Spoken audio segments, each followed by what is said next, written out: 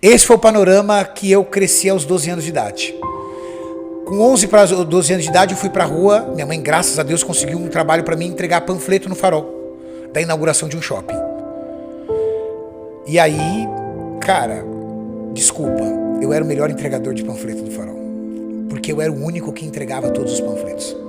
O resto da molecada jogava no poeiro. E eu entregava com uma excelência aquilo, por quê? Porque eu não podia perder aquele trabalho. Porque se eu perdesse aquele trabalho, eu sabia que eu ia ver minha mãe de joelho, no rádio, na oração do meio-dia do Paulo Barbosa, chorando para as coisas melhorarem. E eu não queria ver minha mãe chorando. E dentro da mentalidade infantil que eu tinha, eu acreditava que aquele dinheiro seria capaz de ajudar a minha mãe ao ponto de ela não poder chorar mais. A coisa que mais torturava a mim e meu irmão em especial era ver a minha mãe chorando, debruçada naquele rádio. Eu nem sei se o Paulo Barbosa ainda é vivo, mas rapaz, eu tinha um pânico quando chegava próximo ao meio-dia, porque eu sabia que eu ia ver minha mãe dobrada de joelhos chorando, pedindo para as coisas melhorarem. Eu era o melhor entregador de panfleto. Rapidamente eu deixei de ser entregador de panfleto e consegui, aos 12 para 13 anos de idade, um emprego de office boy num escritório de contabilidade, arranjado, porque você não pode trabalhar nessa idade. A gente está falando da década de 90. 14 anos de idade eu tirei carteira de trabalho. Só que aos 14 anos de idade eu também consegui passar num curso técnico. Eu saí do primeiro grau e fui aprovado no curso técnico. Fui o melhor aluno no primeiro grau.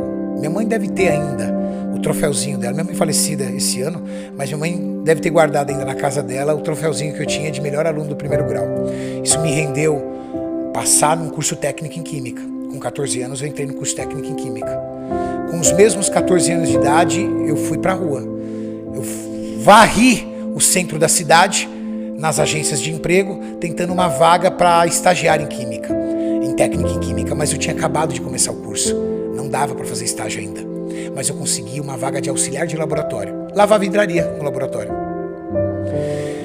Lavando vidraria no laboratório, eu rendo aí meus créditos a um rapaz chamado Pedrinho, o chefe do laboratório. Esse cara foi um salvador da minha vida. Porque ele chegou e falou assim: garoto, você tem muita vontade.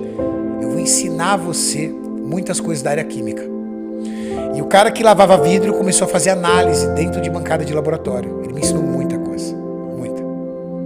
O que ele me ensinou me permitiu que aos 15 anos de idade eu entrasse numa multinacional cosmética. E ali eu fui desenvolvendo meu trabalho até os meus 18 para 19 anos de idade, quando nessa multinacional o meu diretor conseguiu emprego numa outra multinacional, que era um laboratório de controle de qualidade, e me levou junto. E aí eu fui para esse laboratório, assumi uma área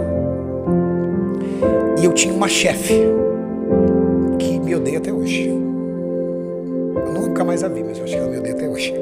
Por quê? Porque eu comecei a trabalhar juntamente com ela e eu tomei conta do setor dela, todo. Tudo que tinha ali de aprendizado e de parte técnica, eu fui puxando. E o que aconteceu para ela? Ela entrou numa zona de conforto. E aí ela empurrou tudo pra mim, eu entregava tudo, só assinava. Ela só assinava, só assinava, só assinava, só assinava. E aí um dia ela saiu de férias. E ali quando ela saiu de férias, aí o meu diretor percebeu que os 30 dias de férias ela não fez falta nenhuma. Quantos anos você tinha? 19. E ela? Uns 35, 36. Aí... Quantas vezes mais ela ganhava que você? Ah, cara, eu devia ganhar, vamos falar em números de hoje, eu devia ganhar uns R$2.500, R$3.000, ela ganhava uns 10. Aí, eu dei conta dos 30 dias, e aí quando ela retornou, voltou pro posto dela, continuou trabalhando, e aí ela continuou executando as atividades dela, e aí eu subi meu chefe, e falei pro meu chefe: olha, preciso ir embora. Ele falou: por quê? Eu falei: sim, porque sou eu que faço tudo aqui, só que eu não tenho reconhecimento. Aí ele falou assim: não vai embora, tenha paciência. Só falou isso pra mim. Passado mais ou menos uns 3 meses, ele demitiu ela e me colocou no lugar.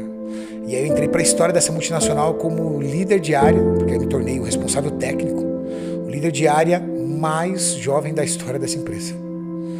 E aí ele pediu para mim a única exigência: coloca um cavanhaque no rosto, senão as pessoas não vão te respeitar, você é muito moleque. E eu coordenava biólogos, engenheiros, químicos, biomédicos, sem ainda ter formação universitária. Mas eu entendia muito já da área química, muito para pouca idade. Continuei desenvolvendo, continuei fazendo meu trabalho, continuei estudando e assumi várias áreas de lá. Os anos foram se passando e eu fui desenvolvendo dentro da empresa e assumi o cargo de químico responsável da empresa inteira. Fiquei abaixo somente do meu diretor. Meu diretor era militar, ex-militar, severo, Joel, bravo, muito severo. Um dia surgiu um belo de um curso para ser feito no Rio de Janeiro. Ali a minha vida mudou, Joel, graças a esse curso. Surgiu um curso e eu era o primeiro a chegar e o último a sair da empresa. E era o cara que dominava todos os processos. O que todo mundo na empresa concluiu? Quem ia fazer o curso? Eu. Até eu acreditava que eu ia fazer. Eis que o meu diretor selecionou uma das minhas assistentes. Cara, aquilo apertou meu coração de um jeito que eu não aguentei e fui encarar o homem. O homem era bravo, mas eu fui encarar o homem. Um homem de poucas palavras, extremamente sério, mas acima de tudo muito grosso, duro. Com licença, queria falar um minutinho com o senhor. Ele abaixado, levantou, óculos aqui. Pois não. Prevendo provavelmente a minha pergunta. Sim. Eu gostaria de saber por que eu não fui selecionado para o curso, porque eu preciso entender aonde eu preciso melhorar. Ele olhou para mim e falou assim: não cabe a você decidir isso, cabe a mim. E abaixou e continuou. Eu abaixei a cabeça, fui me afastando. Aí ele, na atitude dele, acreditando que estava me fazendo bem, ele quis me fazer o bem. Eu entendo isso hoje. Ele falou assim: pera aí, garoto. Ó, eu não te chamei pro curso porque você é essencial nessa empresa. Eu não posso ficar sem você aqui durante uma semana. Ele achou que ele estava me fazendo bem, me dando esse feedback. Eu respondi pra ele: então o senhor tá me punindo por ser competente? O senhor tá me punindo por ser competente? 2, 3 palavras de grosseria dele.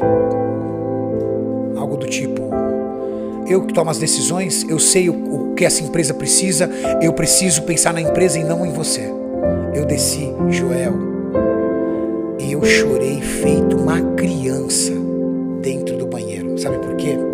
Porque eu tinha um filho de 9 meses de idade. Eu tinha 22 anos de idade para 23 anos. Eu era um moleque, todo ferrado financeiramente, devendo tudo, parcelado tudo, devendo faculdade, sem carro para andar. E eu olhei e falei assim: eu tô ferrado aqui, porque eu nunca vou ser ninguém aqui.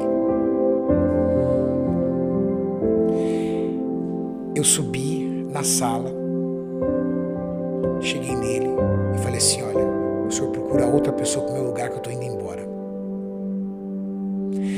Você tem certeza, garoto, do que você tá fazendo? O senhor pode procurar outra pessoa que eu tô indo embora. Catei e fui embora. Cara, quando eu cheguei em casa, falei pra minha companheira na época, mãe do meu filho Guilherme, que eu fiz.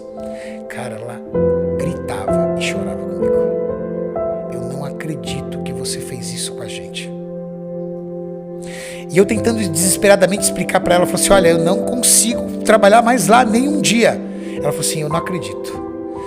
Foi uma das piores noites que eu passei na minha vida até hoje. E eu sei porque foi uma das piores, porque eu me lembro como se fosse hoje. Eu passei a noite em claro, com um misto de medo, de tudo o que ia acontecer, com tristeza, de como eu entreguei a minha vida tanto tempo naquela empresa e me senti depois um merda em cima disso. Eu chegava na empresa 6:45 da manhã, o turno começava às 8.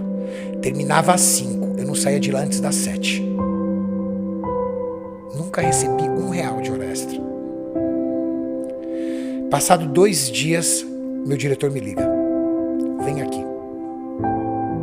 Tava um pandemônio no laboratório, porque eu tinha dominado todos os processos. Ali eu descobri que a palavra ninguém é insubstituível é uma palavra feita pro cara que foi demitido. O cara que foi mandado embora, ele chega em casa e fala: amor, não adianta, ninguém é insubstituível. O cara tava desesperado, só que ele não queria me dizer. Porque dentro de toda a altivez e a arrogância dele, ele não podia transparecer isso. Mas ele me fez uma proposta. Ele me disse: fica aqui, treina alguém pro seu lugar e eu pago suas verbas rescisórias. Eu tinha pedido demissão, eu teria direito só a férias e 13º. Ele me mandando embora, eu teria aviso prévio, eu teria fundo de garantia, eu tinha 25% sobre o fundo de garantia, que é a multa. Eu falei: tudo bem. 30 dias, eu falei pra ele.